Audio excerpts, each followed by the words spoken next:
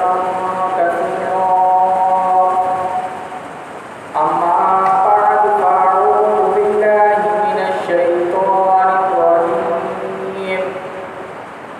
بسم الله الرحمن الرحيم. صدق الله العظيم. إن الله وملائكته يصلون على النبي يا أيها الذين آمنوا صلوا عليه وسلموا تسليما. اللهم صل على سيدنا ومولانا محمد معدن الجود والكرم وآله وبارك وسلم. الصلاة والسلام عليك يا رسول الله.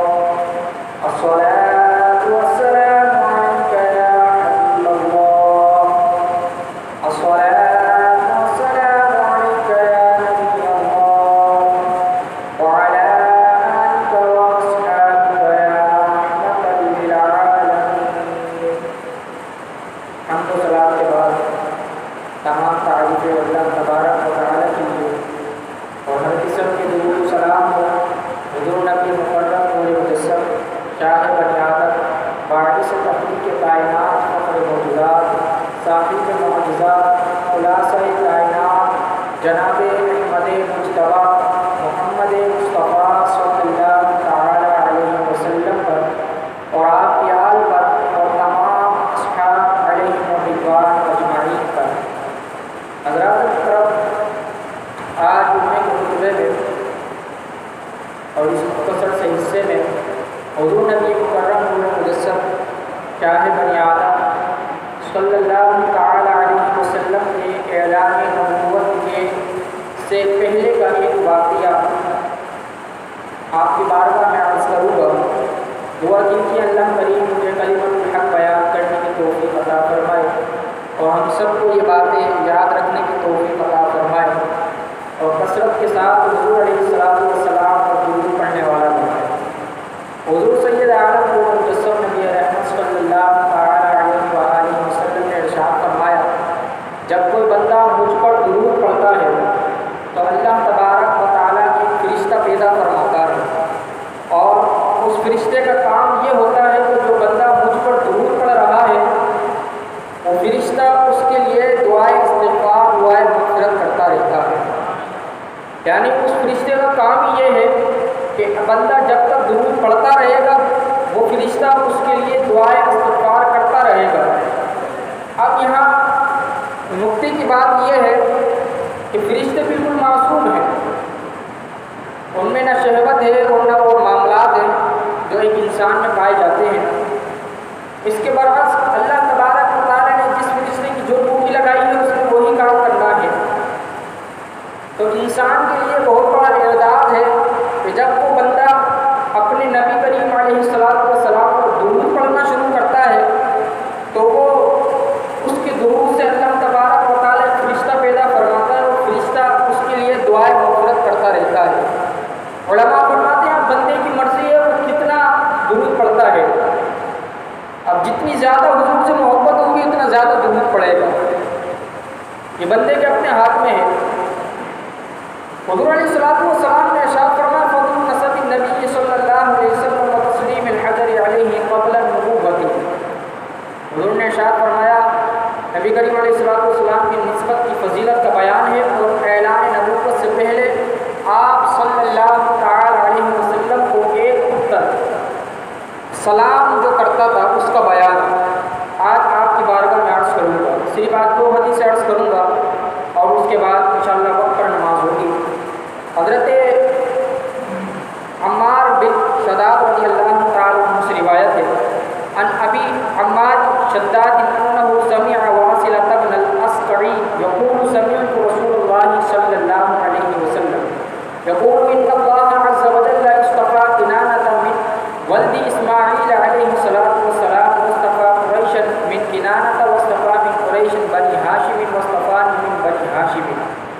ترجمہ حضرت ابو عمار شداد رضی اللہ تعالی عنہ فرماتے ہیں میں نے حضرت واصلہ بن اسقع رضی اللہ تعالی عنہ سے سنا اور آپ نے رسول پاک علیہ الصلوۃ والسلام سے سنا. فرماتے ہیں اللہ رب العزت نے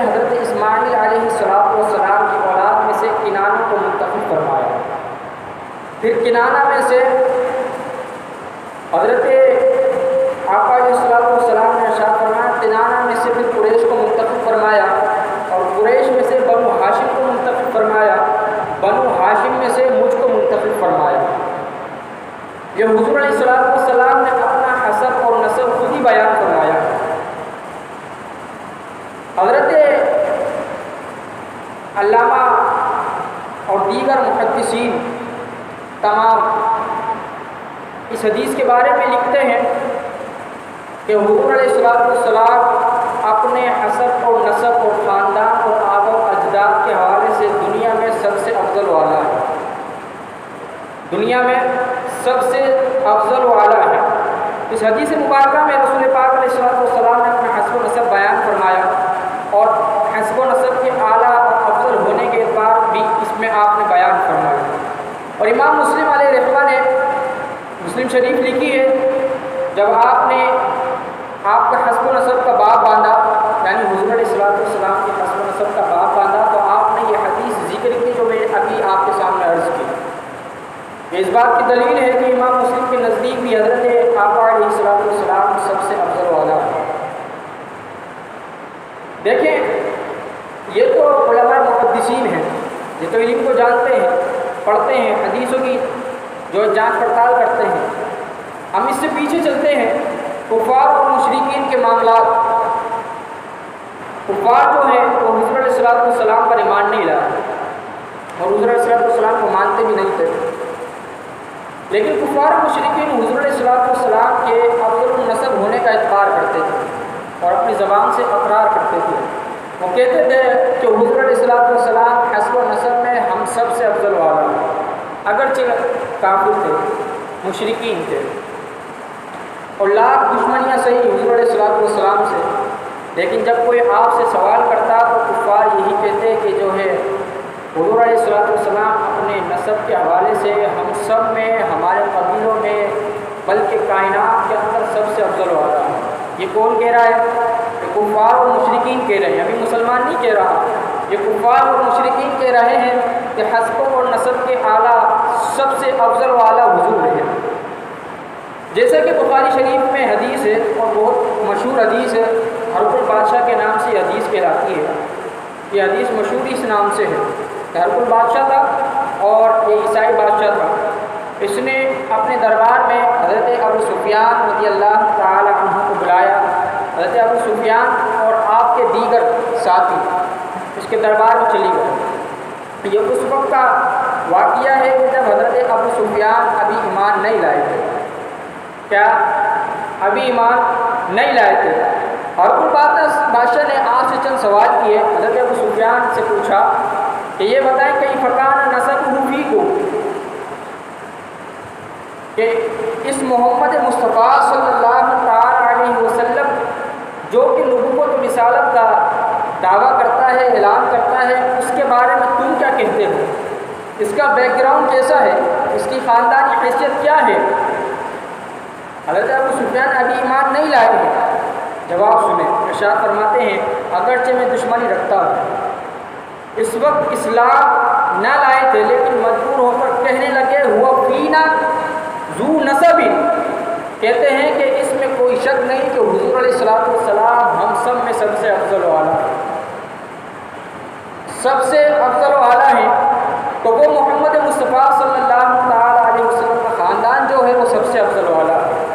معلوم ہوا کہ کفار و مشرکین اس بات کو تسلیم کرتے تھے کہ آپ حسب اور نسب میں سب سے افضل والا ہے۔ یہ تو ایک بات ہو گئی، ایک حدیث میں نے عرض کی۔ اب اس حدیث کو اگر تصوف کی نگاہ سے دیکھیں، تصوفی اعتبار سے دیکھیں، صوفی کی زبان میں اگر اس کی تشریح کریں تو اس میں کئی نکات نکلتے ہیں، لیکن میں یہاں صرف چند عرض کرتا ہوں تاکہ حدیث کا مطلب اور مفہوم اور تشریح سمجھ آ جائے۔ حضرت محمد مصطفیٰ صلی اللہ تعالی علیہ وسلم نے ارشاد فرمایا اصطفیٰ، اس حدیث میں ارشاد فرمایا اصطفیٰ، اس خلاق عالم نے منتخب فرمایا۔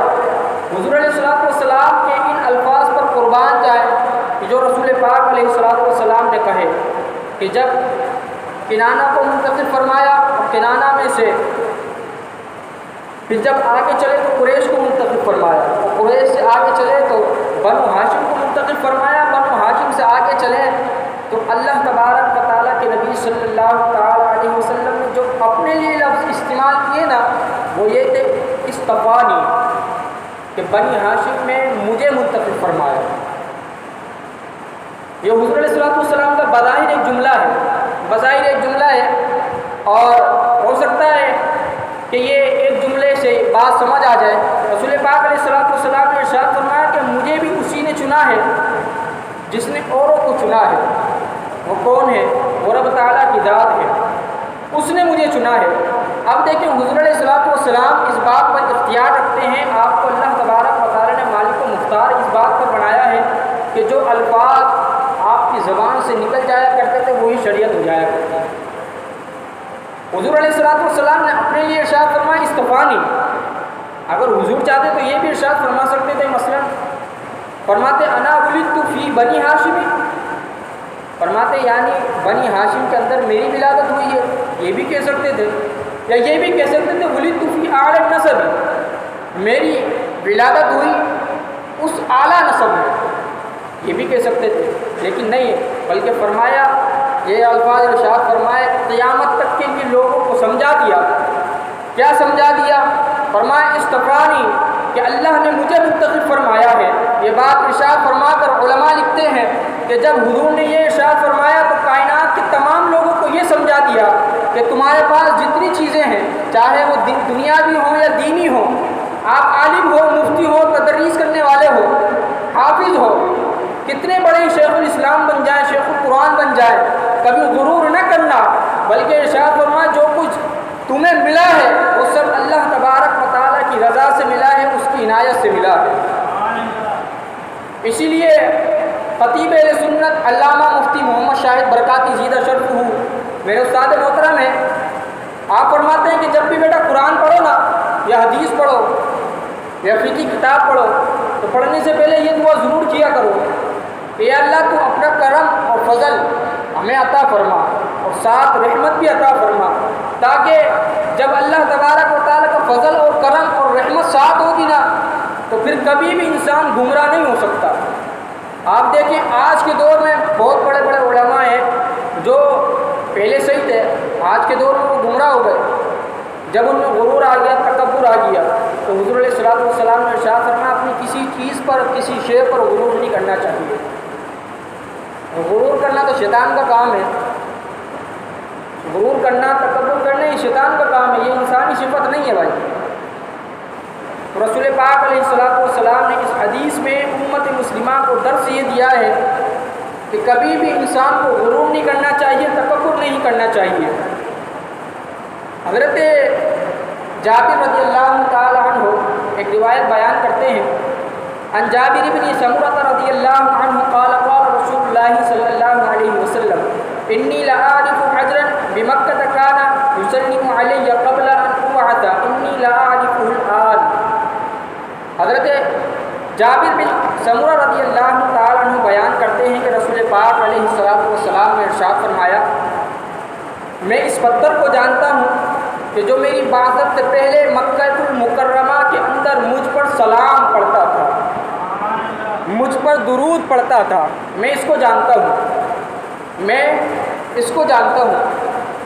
یہاں رک کر ایک بات اور ایک مسئلہ عرض کرنا ہے، ناراض نہیں ہوئیے گا، میں حضور علیہ السلام کے محفل کا اور آپ کا ذکر سننے کا ادب بتانے لگا ہوں، ناراض نہیں ہوئیے گا، میں پھر کہہ رہا ہوں جب بھی حضور علیہ السلام کے حوالے سے، حضور کی شان کے حوالے سے کوئی بات ہو رہی ہو نا مسجد میں اور آپ بیان کے دوران آ جائیں تو یہ ہم پر لازم ہے اور یہ مستحب عمل میں سے ہے کہ ہم نہ ٹیک لگائیں اور طریقے سے ادب سے بیٹھیں، بالکل سیدھے ہو گئے، کیونکہ حضور علیہ السلام کا جو ذکر ہے نا، ذکر، یہ ذکر ایسا ہے، اس ذکر کے اندر صرف میں آپ کو ایک دلیل دے دیتا ہوں، آپ کو سمجھ آ جائے گی۔ علماء فرماتے ہیں کہ جس شخص نے پوری زندگی صلی اللہ علیہ وسلم پڑھا، نماز بھی پڑھی، زکوٰۃ، فرائض، جتنے بھی واجبات ہیں سارے ادا کیے، لیکن اس کے برعکس صرف اس نے یہ ذکر کیا کہ صلی اللہ علیہ وسلم، بس یہ پڑھتا رہا، علماء فرماتے ہیں اس کے نامہ اعمال میں درج پتہ ہے کیا ہوگا؟ اس کے نامہ اعمال میں درج یہ ہوگا کہ یہ رسول کا بھی ذکر کرتا رہا اور اللہ کا بھی ذکر کرتا رہا۔ تو اس لیے ہم پر یہ ضروری ہے کہ جب ہم حضور علیہ الصلوۃ والسلام کی محفل میں بیٹھے ہوں، حضور کا نام لے رہے ہوں، تو تیز چھوڑ دیں، بالکل سیدھے ہو کے بیٹھیں۔ جب ہم کہیں محفل میں جاتے ہیں اور تقریب میں جاتے ہیں نا، تو ہم اپنے بیٹھنے کا اسٹائل ایسا کرتے ہیں کہ سامنے والا دیکھ کر خوش ہو کہ نہیں یار یہ پڑھا لکھا ہے، اس کو صحیح طریقے سے بیٹھنا آتا ہے، صحیح طریقے سے بیٹھے گا، ادب سے بیٹھے گا، کپڑے سمیٹ کے بیٹھے گا۔ تو یہ دنیاوی ادب ہے، یہ اس لیے ہم ادب کر رہے ہیں کہ لوگ ہمیں دیکھیں گے تو آ کر برا بھلا کہیں گے، اور ممکنات میں سے گھر والے ہی کہتے ہیں کہ تو بیٹھنے کی تیرے کو تمیز نہیں ہے، کیسے بیٹھا ہے۔ اس کے برعکس دیکھیں تو ہم کائنات کے مالک اور اس کے نبی صلی اللہ تعالیٰ علیہ وسلم کی ذکر سننے کے لیے بیٹھے ہیں، تو پھر ہم پر ضروری ہے کہ ہم یہ مستحب امر پر عمل کریں کہ ہم کو اس پر ثواب بھی ملے گا اور رسول پاک علیہ السلام کی برکتیں اور رحمتیں بھی ملیں گی۔ تو بات یہ چل رہی تھی کہ رسول پاک علیہ السلام اس پتھر کو بھی جانتے ہیں۔ اعلان نبوت سے پہلے جو رسول پاک علیہ السلام پر درود پڑھتا تھا۔ اب یہاں رک کر ایک بات میں نے عرض کرنی ہے۔ لوگ یہ پوچھتے ہیں کہ بھائی تم درود بہت پڑھتے ہو، تم دعا شروع کرتے ہو تو درود پڑھتے ہو، دعا ختم کرتے ہو تو درود پڑھتے ہو، بسم اللہ جب آپ درود پڑھتے ہو تو اتنا درود تو نہیں پڑھنا چاہیے۔ میں نے کہا بھائی تمہیں نہیں پڑھنا چاہیے لیکن ہم پڑھتے ہیں۔ ایک صحابی رسول تھے، وہ حضور کی بارگاہ میں آئے، آ کر عرض کی یا رسول اللہ صلی اللہ تعالیٰ علیہ وسلم، میں نے ایک دن کے 4 حصے کرے ہوئے ہیں، ایک حصہ میں آپ پر صرف درود پڑھتا ہوں اور اس حصے کے اندر نہ میں کوئی کام کرتا ہوں نہ کوئی کاج کرتا ہوں، کچھ بھی نہیں کرتا ہوں، صرف میں درود پڑھتا ہوں۔ حضور علیہ السلام مسکرائے اور ارشاد فرمایا کہ تم اس سے زیادہ کر لو تو تمہارے لیے بہتر ہے۔ عرض کی یا رسول اللہ اب میں 2 حصے درود پڑھتا ہوں۔ حضور علیہ السلام نے ارشاد فرمایا کہ اس سے زیادہ کر لو تو تمہارے لیے بہتر ہے۔ عرض کی یا رسول اللہ میں اب 3 حصے تم پر درود پڑھتا ہوں، میں تم پر درود پڑھتا ہوں۔ حضور علیہ السلام مسکرائے اور ارشاد فرمایا کہ اس سے زیادہ پڑھ لو تو تمہارے لیے بہتر ہے۔ عرض کی یا رسول اللہ میں پورے دن درود ہی پڑھتا ہوں، میں پورے دن درود پڑھتا ہوں، آگے سے انعام کیا ملا؟ نبی اکرم نور مجسم صلی اللہ تعالیٰ علیہ وسلم نے ارشاد فرمایا کہ اے صحابی رسول سنو، آج کے بعد سے اللہ تبارک و تعالیٰ تمہارا یہ درود پڑھنا تمہارے لیے تمام کاموں کے لیے خود کفالت کر گیا ہے۔ خود کفالت یعنی اب تمہیں کسی اور کام کی ضرورت ہی نہیں ہے، آپ مجھ پر درود پڑھتے رہو، اللہ تبارک و تعالیٰ تمہارا کام کرتا رہے گا۔ یہ عمل ہے صحابی رسول کا۔ تو پتھر کو حضور علیہ السلام پہچانتے ہیں۔ اس حدیث پاک میں حضور علیہ السلام نے اعلان کیا، یہ اعلان کیا کہ میں اس پتھر کو بھی جانتا ہوں۔ کس پتھر کو؟ اس کا مطلب آپ کو پتہ ہی کیا ہے؟ اس کا مطلب یہ کہ ماضی جو گزر گیا نا، جو گزر گیا میں اس کو بھی جانتا ہوں، اس پتھر کے درود پڑھنے کو بھی جانتا ہوں۔ اور علماء فرماتے ہیں اس حدیث کی تشریح میں لکھا ہے کہ حضور علیہ السلام اس پتھر کی محبت کو بھی جانتے ہیں، اس پتھر کی محبت کو بھی جانتے ہیں۔ اور ظاہر سی بات ہے کہ پتھر ایک بے جان چیز ہے، بالکل حقیر سی چیز ہے۔ آپ جانتے ہیں نا پتھر میں تو کوئی قوت نہیں ہے نا، کوئی چلتا تو نہیں ہے نا، کوئی دوڑتا تو نہیں ہے، بولتا تو نہیں ہے نا، لیکن حضور علیہ السلام پر وہ درود پڑھتا تھا، اسے حضور سے محبت تھی۔ پھر حضور نے اس کو انعام کیا دیا؟ ایک تو یہ بات ہے، دیکھیں دنیا کی جو بادشاہ ہوتے ہیں نا، آپ ان کو دل خوش کر دیں یا آپ ان سے محبت کریں، وہ آپ کو کبھی انعام دیں گے کبھی نہیں دیں گے ممکنات میں سے، اور وہ شے نہیں دے سکتے جو آپ طلب کر رہے ہو، ممکنات میں سے نہیں ہو ان کے پاس۔ ہو سکتا ہے آپ جو ہے ان سے ان کی بادشاہت ہی مانگ لیں۔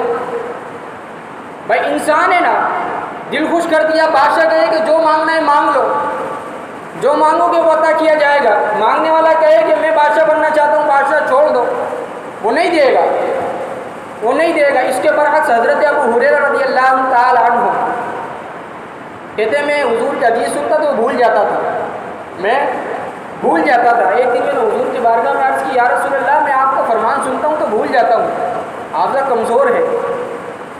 حافظہ کمزور ہے، عنایت فرمائے نا، رحم فرمائے نا، اپنی رحمت سے کچھ حصہ عطا فرما دینا۔ اللہ اکبر۔ یہاں یہ نقطہ حافظے کی بات کر رہے ہیں، کوئی دنیاوی شے نہیں ہے۔ حافظہ کمزور ہے، آپ کرم فرمائے، آپ کرم فرمائے نا۔ یہ الفاظ بتاتے ہیں کہ حضرت ابو ہریرہ کا عقیدہ تھا کہ حضور دیتے ہیں، اور جو چاہو جب چاہو جیسا چاہو اس مالک سے مانگ لو، حضور دیتے ہیں۔ حضور سے جب یہ عرض کی نا، حضور نے ارشاد فرمایا اپنی چادر بچھا لو، چادر بچھا دی۔ حضرت ابو ہریرہ کہتے ہیں حضور علیہ السلام نے ہاتھ اٹھایا اور اٹھا کر کوئی شے اس میں ڈال دی۔ راوی کہتے ہیں وہ شے نہ مجھے نظر آئی نہ ابو ہریرہ کو نظر آئی، شے ڈال دی، نہ وہ شے ابو ہریرہ کو نظر آئی نہ مجھے نظر آئی۔ راوی کہتے ہیں اس کے بعد حضور نے ارشاد فرمایا یہ جو چادر ہے نا اپنے سینے پر لپیٹ لو۔ حضرت ابو ہریرہ کہتے ہیں اس کے بعد سے میں کبھی کوئی حدیث بھولا ہی نہیں۔ پھر کائنات میں حضور علیہ السلام نے وہ مقام و مرتبہ عطا فرمایا کہ علماء کا اجتماع ہے کہ کائنات کے اندر صحابی رسول میں جو سب سے زیادہ روایت مروی ہیں وہ حضرت ابو ہریرہ سے مروی ہے، اور تعداد 5000 ہے۔ اب یہاں ایک جو نقطہ ہے وہ یہ ہے کہ حافظہ کوئی عطا کر سکتا ہے۔ آپ کا بچہ حافظ بننے چاہے تو وہ بن جائے گا، یا کوئی اس کو مدرس جو ہے اس کو گھول کر پلا دے وہ حافظ بن جائے گا؟ نہیں بن سکتا۔ کسی میں اتنی طاقت نہیں ہے کہ وہ حافظہ تو اس کو عطا فرما دے۔ وہ اس کو قرآن ضرور یاد کرا سکتا ہے، لیکن حضرت ابو ہریرہ رضی اللہ تعالی عنہ کو جو عطا فرمایا اور جو آپ کو دیا نہ راوی کو نظر آیا نہ ابو ہریرہ کو نظر آیا۔ لوگ کہتے ہیں آج ہمیں حضور علیہ السلام کی رحمتیں نظر نہیں آتی، برکتیں نظر نہیں آتی، تمہیں کیسے نظر آتی ہیں؟ میں نے کہا جب حضرت ابو ہریرہ کو نظر نہیں آئی تو تجھے کیسے نظر آئیں گی؟ یار جس کو جو چیز عطا فرمائی ہے اس کو نظر نہیں آئی تو تجھے کیسے نظر آئیں گی؟ تمہیں تو ویسی نظر نہیں آئیں گی، تم تو کہتے ہو حضور کو جانتے نہیں ہیں، تو انہیں تو ویسی نظر نہیں آئیں گی۔ اور حضور علیہ السلام کا نام ہر کوئی لے بھی نہیں سکتا، عشق و محبت میں ڈوب کر لینا پڑتا ہے یہ نام۔ حضرت آقا علیہ السلام اس پتھر کی محبت کو بھی جان گئے اور اس پتھر کے درود کو بھی پہچان لیا اور سن بھی لیا۔ پھر آگے سے حضور کی بارگاہ سے اسے انعام کیا ملا؟ بھائی جو کوئی حضور سے محبت کرتا ہے نا، حضور سے محبت کرتا ہے تو اللہ تبارک و تعالیٰ کے نبی صلی اللہ تعالیٰ علیہ وسلم اسے دنیا میں بھی اجر عطا فرماتے ہیں اور آخرت میں بھی اجر عطا فرمائیں گے۔ ایسا اجر، ایسے اللہ تبارک و تعالیٰ نے آپ کو ایسا بادشاہ بنایا، ایسا بادشاہ۔ اجر کیا ملا؟ قرآن کی آیت ہے سورۃ الرحمن کے اندر هل جزاء الاحسان الا الاحسان۔ حضور نے ارشاد فرمایا کہ احسان کا بدلہ احسان ہی ہوا کرتا ہے، یعنی جو تم پر احسان کر رہا ہے تم بھی اس پر احسان کرو، اچھائی کرو۔ یہاں عالم یہ ہے کہ پتھر نے جب حضور علیہ السلام سے محبت کی اور حضور پر درود پڑھا، حضور اس کی محبت کو بھی جان گئے، حضور اس کے درود کو بھی سن رہے ہیں، اور پھر اعزاز یہ ملا کہ اللہ تبارک و تعالیٰ نے اپنے نبی صلی اللہ تعالی علیہ وسلم کو اس پتھر کی پہچان بھی عطا فرمائی اور اس کا درود سننا بھی آپ کو عطا فرما دیا اللہ نے اپنی عطا سے، اور فرمایا انی لا اعرفہ الآن، میں اس پتھر کو جانتا ہوں جو مجھ پر درود پڑتا ہے۔ اب دیکھیں عالم ایک نہیں ہے، جس دنیا میں ہم رہتے ہیں نا یہ بظاہر ایک دنیا ہے، بظاہر ایک دنیا ہے اور یہ گول ہے، آپ چلیں گے پھر وہیں آ جائیں گے، آپ چلیں گے وہیں آ جائیں گے، لیکن اس کے برعکس عالم پتہ ہے آپ کو کتنے عالم؟ 18,000 عالم ہیں۔ کتنے ہیں؟ سارے بولیے گا۔ 18,000 عالم ہیں، 18,000، اور 18,000 کا مالک الحمدللہ رب العالمین، وہ تمام جہانوں کو پالنے والا رب ہے۔ جہاں جہاں تک اس کی ربوبیت ہے، جہاں جہاں تک اس کی توحید پہنچتی ہے، جہاں جہاں تک اللہ تبارک و تعالیٰ کا نام لیا جاتا ہے، وہاں وہاں تک حضور علیہ السلام کی رسائی ہے۔ اب حضور علیہ السلام کی رسائی کہاں تک ہے یہ سوال پیدا ہوتا ہے، تو حضور علیہ السلام کے اللہ نے ارشاد فرمایا وما ارسلناک الا رحمۃ للعالمین، اے محبوب ہم نے تمہیں تمام جہانوں کے لیے رحمت بنا کر بھیجا۔ یہ تمام جہانوں کا جو لفظ ہے نا، یہ جو لفظ ہے یہ بتاتا ہے کہ 18,000 کے بھی آپ رحمت عالم ہیں، اور اس سے اوپر جتنے عالم ہیں ان سب کے لیے آپ رحمت بنا کر بھیجے گئے ہیں۔ اللہ فرماتا ہے جہاں تک میرے رب ہونے کا اعلان فرمایا جائے گا وہاں تک تیری رحمت کا اعلان کیا جائے گا۔ یہ اللہ تبارک و تعالیٰ نے اپنے نبی کو یہ شان عطا فرمائی ہے۔ اور اب اس میں ایک نقطہ، اس حدیث میں جو ایک نقطہ ہے وہ یہ ہے کہ ایک تو یہ ہے دنیا، اس دنیا میں کتنے سارے پتھر ہوں گے، کروڑوں اربوں خربوں پتھر ہوں گے، ملین کے حساب سے ہوں گے، ہو سکتا ہے بلین بھی ہو، بے تحاشا پتھر ہوں گے۔ ایک ہی عالم، اس کے علاوہ 18,000 عالم، اس میں بھی کتنے پتھر ہوں گے، کتنے مقامات ہوں گے۔ ان سب پتھروں کو اللہ تبارک و تعالیٰ نے ایک جگہ کر دیا۔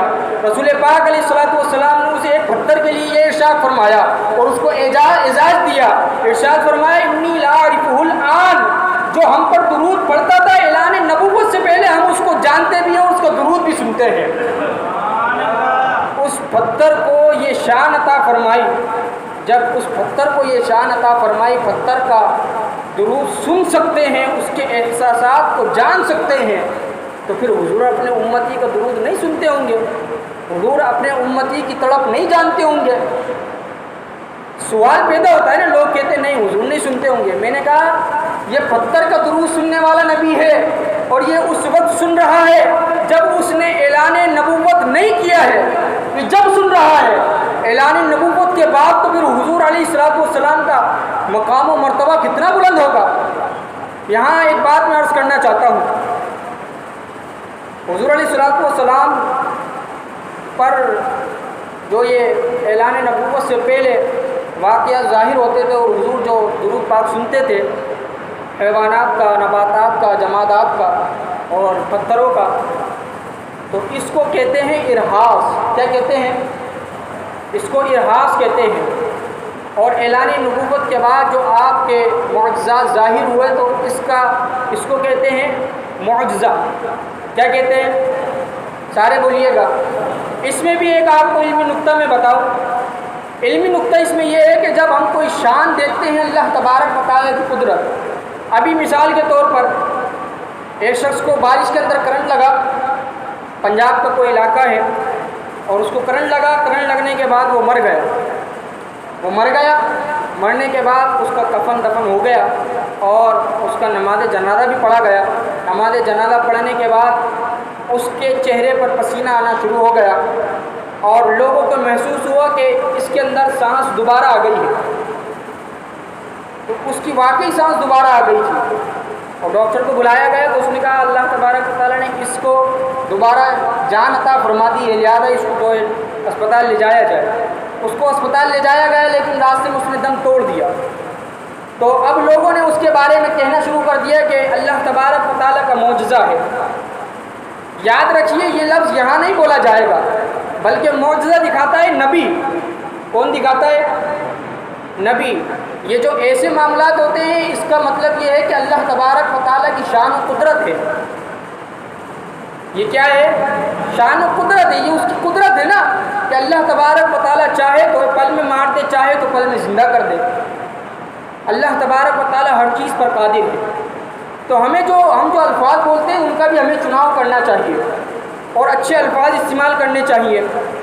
رسول پاک علیہ السلام نے اسے پہچان لیا، اور پھر اس کے بعد رسول پاک علیہ السلام نے اس کا درود بھی سنا، اور یہ علم غیب پر بہترین دلیل ہے۔ علم غیب پر یہ بہترین دلیل ہے۔ جو لوگ کہتے ہیں حضور علیہ السلام کو غیب کا علم نہیں ہے، تو بھائی حضور علیہ السلام تو اعلان نبوت سے پہلے ہی بتا رہے ہیں کہ میں اس پتھر کا بھی درود سنتا ہوں جو مکے میں مجھ پر درود پڑتا تھا۔ یہ اعلان نبوت سے پہلے کے معاملات ہیں، بعد کے معاملات نہیں ہیں، پہلے کے معاملات ہیں۔ اسی لیے اعلیٰ حضرت امام احمد رضا فاضل بریلوی رحمۃ اللہ تعالیٰ علیہ کہتے ہیں کہ میری آرزو ہے کہ کاش محشر میں جب ان کی آمد ہو اور بھیجیں سب ان کی شوکت پہ لاکھوں سلام۔ اعلیٰ حضرت امام احمد رضا فاضل بریلوی رحمۃ اللہ تعالیٰ علیہ کہتے ہیں میری آرزو ہے کہ جب کائنات کا شہزادہ آئے نا، کائنات کا شہزادہ جب آئے محشر کا میدان لگا ہو اور حضور علیہ الصلوۃ والسلام تمام امتوں کے ہادی بھی ہوں اور سربراہ ہوں، سید الانبیاء ہوں، تو میری آرزو ہے کائنات کا ہر فرد حضور علیہ الصلوۃ والسلام کا استقبال اس طرح کرے کہ ہاتھ باندھ کر حضور پر درود و سلام پڑھے۔ میری آرزو ہے۔ اعلیٰ حضرت امام احمد رضا اس شعر میں یہ کہتے ہیں، وہ ایک بڑھیا تھی نا، میں نے پہلے بھی ایک واقعہ سنایا تھا، وہ بڑھیا تھی اور اس نے کئی حج کیے تھے، کئی عمرے بھی کیے تھے، اور اس کے ساتھ جو ہے کچھ عورتیں درود و سلام پڑھ رہی تھی مکے کے مدینے کے اندر کھڑے ہو کر روضہ رسول کے سامنے، اور وہ بھی درود پڑھ رہی تھی۔ چونکہ وہ ضعیف ہو گئی تھی، اس کی آواز میں وہ لجاجت نہیں تھی، وہ سرور نہیں تھا، تو اس کے خاطرات میں یہ بات پیدا ہوئی کہ میں جو درود پڑھ رہی ہوں اب تو میرا درود قبول ہی نہیں ہوگا، کیونکہ مجھ سے اعلیٰ پڑھنے والی کھڑی ہیں اور وہ بہت سرور میں پڑھتی ہیں، بہت اعلیٰ پڑھتی ہیں۔ تو اس کے دل میں یہ بات پیدا ہو گئی، لیکن وہ پھر بھی پڑھتی رہی۔ رات سوئی نہ، تو مدینے میں حضور علیہ الصلوۃ والسلام کی زیارت ہو گئی۔ زیارت ہوئی نا، تو حضور علیہ الصلوۃ والسلام آئے اور ارشاد فرمایا، بیوی پریشان کیوں ہوتی ہو؟ عرض کیا، یا رسول اللہ میری زبان میں وہ لکنت ہو گئی ہے نا، اب میں اعلیٰ نہیں پڑھ پاتی نا، وہ عورتیں مجھ سے اعلیٰ پڑھتی تھیں۔ حضور نے ارشاد فرمایا، تمہارا ایک ایک لفظ میری بارگاہ میں سب سے پہلے مقبول ہوا ہے۔ میں یہ کہتا ہوں حضور اس کے درود کو بھی پہچانتے ہیں۔ کاش محشر کے دن یہ بھی اعلان ہو جائے کہ جب حضور آئے اور ہم درود پڑھے اور فرشتے ہمیں لے جا رہے ہوں تو حضور ارشاد فرمائے اسے چھوڑ دو، یہ وہ شخصیت ہے کہ جب مسجد میں جاتا تھا تو روز بیٹھ کر مجھ پر 313 مرتبہ درود پڑھتا تھا۔ حضور ہمارے لیے یہ ارشاد فرما دیں، کیونکہ حضور علیہ الصلوۃ والسلام ہمارا درود سنتے ہیں۔ اعلیٰ حضرت اس سے آگے چلے اور آخری شعر عرض کیا اس سلام کا، کہتے ہیں، مجھ سے خدمت کی قدسی کہیں ہاں رضا، مجھ سے خدمت کے قدسی کہیں ہاں رضا، مصطفیٰ جان رحمت پہ لاکھوں سلام۔ قدسی کہتے ہیں فرشتوں کو، کہتے ہیں فرشتے مجھ سے عرض کریں کہ امام احمد رضا فاضل بریلوی آج سناؤ نا بلا واسط وہ سلام جو تم نے دنیا میں لکھا تھا، آج سناؤ نا وہ سلام، ویسے تو پڑھتے رہے ہو، ویسے تو لکھتے رہے ہو۔